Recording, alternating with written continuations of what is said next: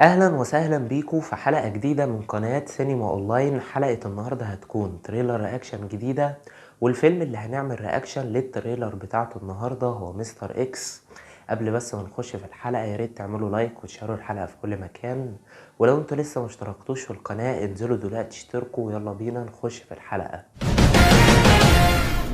علي بابا، عارفه ان بطل الفيلم ده اسمه كريم فهمي؟ بيقولوا دكتور سنان هو في الحقيقه. عارفه ان كريم فهمي ده بقى اخو؟ عارفاه وعارفه اخوه وعارفه امه وزهقانه منهم. فيلم مستر اكس هو احد افلام موسم عيد الاضحى 2023، وكده رسميا في 4 افلام هينزلوا السنه دي في العيد، وبدايه الموسم هتكون من بكره مع نزول فيلم بيت الروبي، وبعد كده في العيد في 3 افلام هينزلوا واللي هما مستر اكس والبعبع، وده هنعمل له تريلر رياكشن الحلقه الجايه، وتاج واللي لحد اللحظه اللي احنا بنصور فيها دلوقتي منزلوش اعلان رسمي، نزل له بس مجرد برومو تشويقي. طيب فيلم مستر اكس بينتمي لنوعية الكوميديا، ومن بطولة أحمد فهمي وهنا الزاهد وبيومي فؤاد ومحمد أنور وأسقس ونجوم تانيين. قصة أماني التونسي وسيناريو وحوار أمجد الشرقاوي وأحمد عبد الوهاب، ومن إخراج برضو أحمد عبد الوهاب في تجربته التانية في الإخراج بعد فيلم بعد الشر، واللي بالنسبة لي كان نوعا ما فيلم مقبول. تمام، دلوقتي أنا هشوف معاكم الإعلان لأول مرة، ثواني بس أجيب السماعة والتليفون ونتفرج.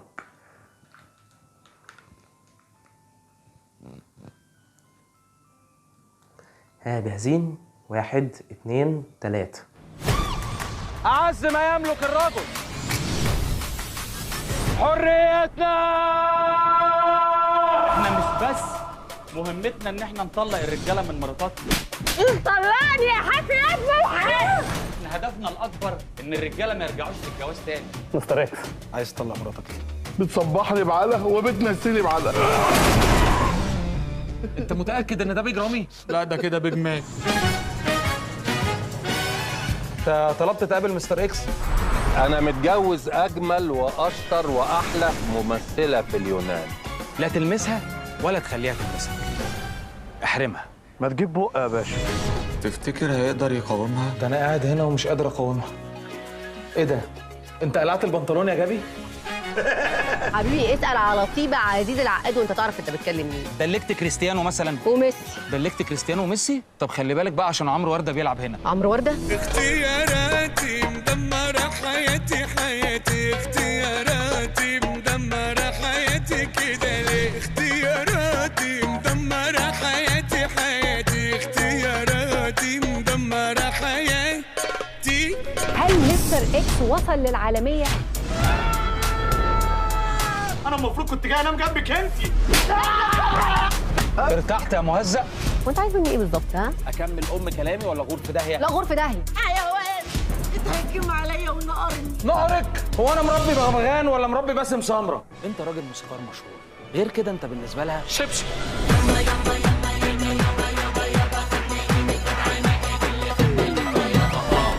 انا ولفت امام، تاجر مخدرات مؤذي. بالصراحه دي بص الراجل بيلعب بالنار ازاي؟ ولعوا زي ما قلت لك. انا كنت لسه هقول ما لحقتش. ما شاء الله ونعم الوكيل فيك يا شيخ. حبيبي انا اللي سقته بظهري ما سقتوش انت بوشك. انتوا مش رافضين بعض كده ليه؟ ده كان هزار على خفيف كده، اصل احنا يعني اجسام جداد. تعال. ايه ده؟ كل دول عند مراتي؟ امال مين اللي في اونسبورج؟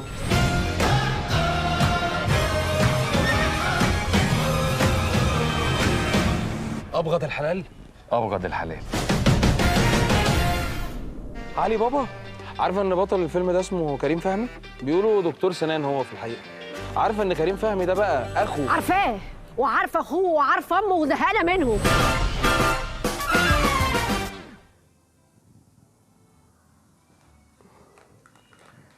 يعني سيبوكم من اخر لقطة في الاعلان لانها بصراحة مش حلوة خالص، الفيلم مش حلو تماما. باقي الاعلان لا حلو. اكتر نقطة شدتني وانا بتفرج معاكم كمية ضيوف الشرف. عد معايا: بيج رامي، مصطفى خاطر، ريم مصطفى، عمرو يوسف، اكرم حسني، احمد فهيم. لا في ضيوف شرف كتير جدا في الفيلم ده. لسه هاري كين، انتوا متخيلين هاري كين نجم نادي توتنهام هيظهر في الفيلم، بس اتمنى ان ضيوف الشرف دول ما يكونوش طالعين مجرد مجاملة كده وخلاص. لا، انا بحب ضيف الشرف اللي يظهر في الفيلم، اللي يديله اضافة واللي السيناريو يقدر يستغله ويقدم بيه موقف كوميدي يبقى فيه ضحك كويس. نتكلم بقى عن القصة. اللي انا فهمته من الاعلان انه واضح جدا ان فكرة الفيلم شبه فكرة فيلم نادي الرجال السري لكريم عبد العزيز، لكن الاختلاف اللي بين الفيلمين ان فيلم مستر اكس بيتكلم ان احمد فهمي بيحاول ان هو يطلق الرجالة اللي مش مبسوطين مع مراتاتهم. هو ده الاختلاف اللي ما بين الفيلمين، ولكن اكيد طبعا لما احنا نشوف الفيلم اكيد هيتحط في مقارنة مع فيلم نادي الرجال السري، لان الفكرتين قريبين جدا من بعض. هنا في فيلم نادي الرجال السري كان بيوريك ازاي تخون مراتك من غير ما هي تعرف، في فيلم مستر اكس بيخليك ازاي تطلقها. فهنشوف الفيلم هيسفر عن ايه في الاخر. في افيهات كويسة جدا في الاعلان عجبتني، متحمس للفيلم. الكاست التمثيلي كويس جدا. احمد فهمي في ثالث فيلم بطولة مطلقة ليه بعد فيلم كلب بلدي والكويسين، والفيلمين دول كانوا كويسين قوي، بالذات كلب بلدي انا بحبه. فهنشوف فيلم مستر اكس، اتمنى برضو ان هو يبقى فيلم حلو.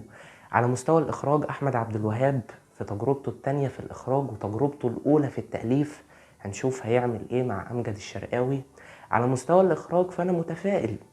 فيلم بعد الشر زي ما انا قلت لكم كان فيلم مقبول بس مش احسن حاجة، بس كان احسن مثلا من ابن الحاج احمد. فهنشوف الفيلم هيقدم لنا ايه، وانا نسبة ترقبي للفيلم هي 8/10. عايز اعرف رأيكم، وهل انتم متحمسين للفيلم ولا لا؟ هستنى رأيكم تحت في التعليقات. ويا رب الحلقة تكون عجبتكم، ولو عجبتكم اعملوا لايك وشاروا الحلقة في كل مكان، واشتركوا في القناة لو اول مرة، وما تنسوش تتابعوا صفحة سينما اونلاين على الفيسبوك. شكرا جدا ليكم على المشاهدة، اشوفكم على خير، سلام.